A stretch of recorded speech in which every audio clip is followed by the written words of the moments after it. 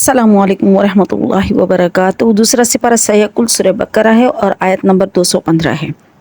आज की इस आयत में हम पढ़ेंगे कि अल्लाह ताला ने जो खर्च करने के बारे में फरमाया है कि खर्च करो, यानी माल को अल्लाह की राह में खर्च करो। तो किस पर खर्च करना चाहिए, उसके बारे में सबसे पहले अल्लाह ताला ने जो लिस्ट बनाकर हमको दे दी कि इन इन लोगों पर आप लोग खर्च करें। उनमें सबसे पहले नंबर आता है वालिदैन का, फिर रिश्तेदारों का, फिर यतीमों का, फिर मिस्कीनों का और उसके बाद मुसाफिरों का।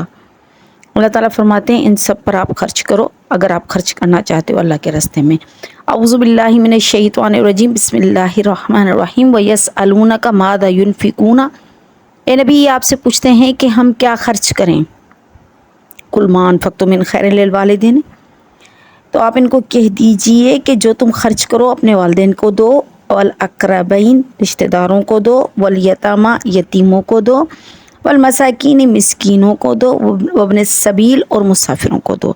अच्छा, अब आप देखें कि सवाल है कि क्या खर्च करें, लेकिन जवाब आया है कि किस पर खर्च करें। यानी अल्लाह ताला सवाल करना भी सिखा रहे हैं कि तुम लोगों को ये नहीं पूछना कि क्या खर्च करें, खर्च तो जो तुम्हारा दिल चाहे वो करो, लेकिन किस पर खर्च करें ये बता रहे हैं अल्लाह ताला। सवाल है क्या खर्च करें और जवाब है किस पर खर्च करने का। तो अल्लाह ताला फरमा रहे हैं कि जो तुम खर्च करोगे वो बेहतर है तुम्हारे लिए सबसे पहले नंबर पर अपने वालिदैन पर। हदीस मुबारक में आता है कि माँ बाप के लिए अल्लाह ताला ने कुरान शरीफ में शिर्क के बाद सबसे ज़्यादा माँ बाप की फर्माबरदारी का बताया है कि इनकी फर्माबरदारी करो। माँ बाप के खर्च करने पर अल्लाह ताला बहुत खुश होते हैं। अच्छा, अब एक नफ्सियाती तौर पर देखें, एक इंसान की जबलत देखें तो ये है कि इंसान अपने औलाद पर बेदरेक खर्च कर देता है। औलाद आकर के हमें इतने लाख की चीज़ चाहिए, इतने हज़ारों की चीज़ चाहिए, ये चाहिए वो चाहिए, इंसान एक लम्हा नहीं सोचता, और अगर उसके पास इस्तिताअत होती है तो वो सारा खर्च कर देता है अपने बच्चों की ख्वाहिशों के लिए। हमने देखा, हम खुद भी करते हैं, ये सब देखते हैं दुनिया में ऐसे हो रहा है। लेकिन जब वालिदैन के खर्च करने की बारी आती है तो सोचते हैं कि पता नहीं अम्मी को अबू को इसकी ज़रूरत है कि नहीं है, एवं ही कह रहे हैं, पता नहीं, ये देखते हैं बजट बनता है कि नहीं बनता। हाँ ठीक है, सोचेंगे इस बारे में।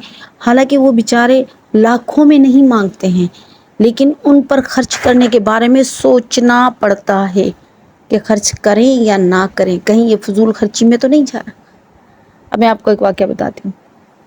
एक सहाबी थे, अपने वालिद की शिकायत लेकर आए, कहने लगे या रसूल अल्लाह, मैं कमा कर आता हूँ, मेरे वालिद पैसे उठाकर किसी न किसी को दे देते हैं या खर्च कर देते हैं अपने तरीके से, और मुझे बड़ी ये बात मुश्किल लगती है, बुरी लगती है, मैं बहुत परेशान हूँ इस मसले से। आप सल्लल्लाहु अलैहि वसल्लम ने उनके वालिद को बुलवाया। फिर सहाबी बुलाने के लिए लेने गया था उनको, उनसे पूछा उसने कि क्या मसला है। उसने कहा कि तुम्हारा बेटा शिकायत लेकर आया है कि तुम उसके माल को खर्च कर देते हो। तो उसको सदमा पहुँचा पड़ा, और उसने शायर हजरात तो थे, और उसने अपने दिल में चंद शेर कह लिए, दिल में सोच लिए इस तरह के शेर। अल्लाह ताला ने वही भेजी नबी करीम सल्लल्लाहु अलैहि वसल्लम के पास कि नबी जब तेरे पास ये आए तो इससे पहले पूछना कि तुमने पहले मुझे वो शेर सुनाओ जो तुमने अपने दिल में सोचे। खैर ये सहाबी पहुँचे आप सल्लल्लाहु अलैहि वसल्लम की खिदमत में। आप सल्लल्लाहु अलैहि वसल्लम ने फरमाया कि बैठो, लेकिन पहले मुझे वो शेर सुना जो तुमने दिल में कहें। तो वो हैरान हो गया, उसने कहा या रसूल अल्लाह, आप वाकई अल्लाह के सच्चे नबी हैं, वो ऐसे अशार हैं जो मैंने दिल में सोचे हैं, जो अभी तक मेरे खुद के कानों ने भी नहीं सुने, लेकिन अल्लाह ताला ने आपको ख़बर कर दी, बेशक मैंने ये शेर। फिर उन्होंने बड़े वो होते हैं ना गम के अंदाज में ऐसे शेर अशार पढ़े। वो शेर अरबी के थे, ज़ाहिर है हमारे लोगों के लिए तो समझ से बहुत ऊपर की चीज़ है। मफ़हूम में आपको बता देती हूँ, जिसमें उन्होंने शिकवा किया था अपने बेटे के लिए कि मैंने जिसको पालने के लिए इतनी मुशक्क़तें उठाई, आज वो मेरी शिकायत लेकर आया है और वो कहता है कि ये मेरा माल है। आप सल्लल्लाहु अलैहि वसल्लम ने जब वो शेर सुने उसके, जो कि बड़े गमगीन अंदाज में और बड़े गम के स्टाइल में उसने पढ़े थे, तो आपने उनके बेटे को कहा कि तेरा फैसला हो चुका, उठ जा यहाँ से, तू भी अपने बाप का है, तेरा माल भी तेरे बाप का है। यानी वो जिस तरह चाहे वो कर सकता है, तुझे नहीं रोक सकता, तुझे कोई हक नहीं है रोकने का, ये माँ बाप का हक। लेकिन हम क्या करते हैं, हम माँ बाप के लिए सोचते हैं खर्च करते हुए, 100 में हज़ारों में भी सोचते हैं, और औलाद के ऊपर लाखों में खर्च करते वक्त नहीं सोचते। ये इंसान की जबलत। इसलिए अल्लाह ताला ने औलाद के हक़ के बारे में नहीं फरमाया, अल्लाह ताला ने वालिदैन के हक़ के बारे में फरमाया। क्यों? क्योंकि जबली तौर पर ہم فطری طور پر اپنے اولاد کے لیے ویسے ہی اتنے نرم ہیں کہ ہم ہر چیز خرچ کر دیتے ہیں، اپنے سے بھی زیادہ فوقیت اولاد کو دیتے ہیں۔ اگر ماں باپ کے لیے کوئی چیز ایسی ہے کہ یا تم استعمال کرو یا بچوں کو دو، تو وہ بچوں کو دے دیتے ہیں، خود استعمال نہیں کرتے۔ تو یہ قدرتی جبلت ہے۔ جانور میں بھی یہ جبلت موجود ہے، آپ انسان کو تو چھوڑو، آپ جانور دیکھو گے تو وہ بھی ایسے ہی کرتا ہے۔ تو قدرتی طور پر اولاد کی محبت ہے، لیکن والدین کی محبت قدرتی طور پر اتنی نہیں ہے، اس لیے اللہ تعالیٰ نے والدین کے حق کو بار بار بار بار فرمایا۔ آپ صلی اللہ علیہ وسلم نے فرمایا کہ باپ کی رضا اللہ کی رضا ہے، باپ تمہارے لیے جنت کا دروازہ ہے۔ اگر کوئی دعا قبول نہیں ہوتی تو باپ سے کرواؤ، باپ کی دعا کبھی رد نہیں ہوتی ہے۔ پیروں فقیروں کے پاس جاتے ہو، اس سے بہتر ہے سب سے بڑا پیر تمہارے گھر میں موجود ہے، تمہارا باپ، اس کے سامنے جھک کر اس کے سامنے دعا۔ باپ کی دعا رد کیوں نہیں ہوتی ہے؟ اس کا سبب یہ ہے کہ باپ مرد جو ہوتا ہے دل کا مضبوط ہوتا ہے، تو وہ جلدی سے دعا بھی نہیں دیتا، جلدی سے بد دعا بھی نہیں دیتا، بنسبت ماں کے عورت بڑی نرم دل ہوتی ہے، وہ دعا بھی جلدی دے دیتی ہے، اس کو پیار بھی اپنے بچوں پر بڑا آ رہا ہوتا ہے، اور وہ جب غصے میں ہوتی ہے تو بد دعا بھی جلدی دے دیتی ہے، تو نہ اس کی دعا جلدی قبول ہوتی ہے نہ بد دعا قبول ہوتی ہے اتنی جلدی۔ تو اس کے لیے یہ ہوتا ہے کہ باپ جو ہوتا ہے وہ دعا دینے میں اور بد دعا دینے میں ٹائم لیتا ہے، تو جب وہ دعا کرتا ہے تو بڑی دل سے کرتا ہے، تو اس کی دعا رد نہیں ہوتی۔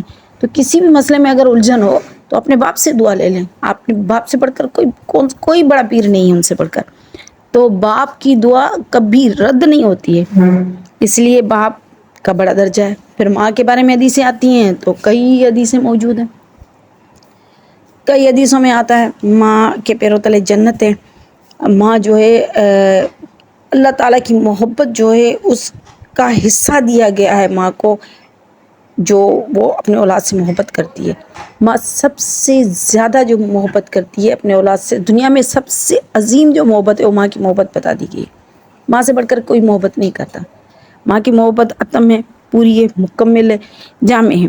پھر ماں جو ہے کیونکہ عورت ہوتی ہے، عورت کے جذبات بڑے جلدی سے تبدیل ہوتے ہیں، غصہ بھی جلدی آتا ہے، محبت بھی جلدی ہوتی ہے، اس لیے اس کا زیادہ خیال رکھنے کا حکم ہے۔ ایک صحابی فرماتے ہیں میں آپ صلی اللہ علیہ وسلم کے پاس آیا، میں نے کہا یا رسول اللہ مجھ پر سب سے زیادہ کس کا حق ہے؟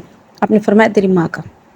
میں نے پوچھا یا رسول اللہ اس کے بعد پھر کس کا ہے؟ آپ نے فرمایا تمہاری ماں کا۔ پھر اس نے کہا کہ میں نے پوچھا پھر کس کا ہے اس کے بعد؟ آپ نے فرمایا تمہاری ماں کا۔ میں نے کہا اچھا اس کے بعد پھر کس کا ہے؟ آپ نے فرمایا تمہارے باپ کا۔ 3 مرتبہ ماں کا، اس کے بعد باپ کا، یعنی ماں 3 درجہ اوپر ہے باپ سے محبت کرنے میں، خیال رکھنے میں۔ اچھا بڑی وضاحت کے ساتھ علماء حضرات نے بتایا ہے کہ ماں باپ کے پاس بیٹھنے کا طریقہ اور سلیقہ بھی ہوتا ہے، کس طریقے سے ماں باپ کے پاس بیٹھنا چاہیے۔ ماں کیونکہ چاہتی ہے کہ بچہ میری سنے، بڑھاپے میں میری سنے، میری بات سنے، جو میں کہہ رہی ہوں مجھ پر توجہ دے، اس لیے ماں کے سر کے پاس بیٹھنا چاہیے تاکہ وہ قریب سے بول سکے اور سمجھا سکے، اور وہ اس میں خوش ہوتی ہے کہ میری سنی جا رہی ہے۔ اور باپ جو ہے وہ سنانا نہیں چاہتا، وہ دیکھنا چاہتا ہے کہ میرے برابر میں میرے پاس میرے بچے کھڑے ہوئے، تو ان کے پیروں کے پاس کھڑا ہونا چاہیے۔ یہ ایک تکریم بھی ہے، عزت بھی ہے، اور دوسرا تو یہ ماں باپ کے لیے، باپ کے لیے یہ ہوتا ہے کہ میرا بچہ میرے قریب، میرے پاؤں کے قریب کھڑا ہوا ہے، عزت کے ساتھ، احترام کے ساتھ۔ جبکہ ماں چاہتی ہے کچھ نہ کچھ میں سناتی رہوں، اس لیے ماں کے سر کے پاس کھڑا ہونا چاہیے، اس کے قریب اس کی بات سننی چاہیے۔ ماں کے لیے یہی کافی ہوتا ہے کہ بچے اس کی بات سن لیں، خرچ کریں یا نہ کریں، یہی کافی ہوتا ہے۔ باپ کے لیے یہ ہوتا ہے کہ بچے میرے پاس ہوں، سنیں یا نہ سنیں، اس سے کوئی فرق نہیں پڑتا۔ تو ان کی اکرام کے لیے بھی یہ بتایا گیا ہے کہ کہاں پر کھڑا ہونا چاہیے۔ ماں باپ کے بعد درجہ ہے اقربین، رشتہ داروں کا۔ رشتہ داروں کا بڑا حق ہے۔ میں تو کہتی ہوں رشتہ داروں کے حقوں میں پھنسے پڑے ہیں بھائی، ہم سمجھتے نہیں ہیں کہ صلہ رحمی کیا چیز ہے، صلہ رحمی میں پھنسے ہوئے ہیں، ہمیں کچھ نہیں پتہ ہوتا کہ ہمارے رشتہ داروں میں کیا ہو رہا ہے، کہاں غمی ہے، کہاں خوشی ہے، کہاں بیماری ہے، کہاں تنگی ہے، کہاں ہمیں مدد کرنی چاہیے، کہاں پوچھنا چاہیے، ہم پوچھتے ہی نہیں ہیں۔ ہمیں تو اپنے گھر کے برابر والے بندے کا نہیں پتہ ہوتا کہ ادھر کیا ہو رہا ہے کیا نہیں ہو رہا۔ تو رشتہ داروں کا بڑا حق ہے، اللہ رحم فرمائے، صلہ رحمی کا اللہ تعالیٰ توفیق عطا فرمائے، ان کا بڑا حق ہے۔ اس کے بعد یتیموں کا حق ہے۔ یتیموں کا حق کیوں ہے؟ کیونکہ آپ صلی اللہ علیہ وسلم خود بھی یتیم تھے، کیونکہ یتیم کو سنبھالنے والا نہیں ہوتا، اس لیے یتیم کو دینے کا ثواب ہے۔ حدیث مبارک میں آتا ہے یتیم کے سر پر ہاتھ رکھے تو جتنے بال اس کے ہاتھ کے نیچے ہیں اتنی اس کو نیکیاں ملتی ہیں۔ والمساکین، اور مسکینوں کا۔ اچھا مسکین اور غریب میں فرق ہے۔ مسکین کس کو کہتے ہیں، غریب کس کو کہتے ہیں؟ مسکین کہتے ہیں اس کو کہتے ہیں جس کے پاس تھوڑا بہت سامان ہو لیکن اس سے اس کا گزر سفر پورا نہ ہوتا ہو۔ ہم دیکھتے ہیں اکثر مجھ سے یہ عورتیں بھی سوال پوچھتی ہیں، مرد حضرات بھی پوچھتے ہیں کہ ہم کسی کو صدقہ دے سکتے ہیں کہ جب کہ وہ خود کما بھی رہا ہے لیکن اس کا عیال اتنا بڑا ہے کہ اس کی پورت نہیں ہوتی ہے، گزارا نہیں ہوتا، تو کیا ہم اس کو دے سکتے ہیں زکوٰۃ وغیرہ یا صدقہ یا کچھ بھی دے سکتے ہیں؟ میں کہتی ہوں بالکل دینا چاہیے. یہی تو مسکین ہے جن کے پاس ہے گزارے سامان ہے لیکن اس سے اس کا گزارا نہیں ہوتا، اس کے اہل عیال کے ممبرس زیادہ ہیں جس کی وجہ سے اس کا گزارا نہیں ہو رہا، پورا ہو رہا. اس لیے ایسے بندوں کو دینا، زکوٰۃ صدقہ دینا بالکل جائز ہے. اس کو مسکین کہتے ہیں، اور غریب اس کو کہتے ہیں جس کے پاس گزارے لائق سامان بھی نہ ہو، کچھ بھی نہ ہو، وہ خالی ہاتھ کنگال ہو، تو اس کو تو دینا ویسے ہی مستحق ہے، پہلے ہی اس کا حق ہے. ابن سبیل مسافر، اس کے بارے میں پہلے بھی تفصیل کے ساتھ بتا چکی ہوں کہ مسافر جو ہوتا ہے بھلے کتنا ہی مالدار ہو، وہ سفر میں بڑا بیچارہ ہوتا ہے، تو اس لیے اللہ نے اس کے لیے زکوٰۃ بھی حلال کی ہوئی ہے، تو صدقہ بھی حلال کیا ہوا. وما تفعلوا من خیر فإن اللہ بہ علیم، اور اگر تم اس سے زیادہ بھی دیتے ہو تو اللہ تعالیٰ اس چیز کو جانتا ہے. وآخر دعوانا ان الحمد للہ رب العالمین.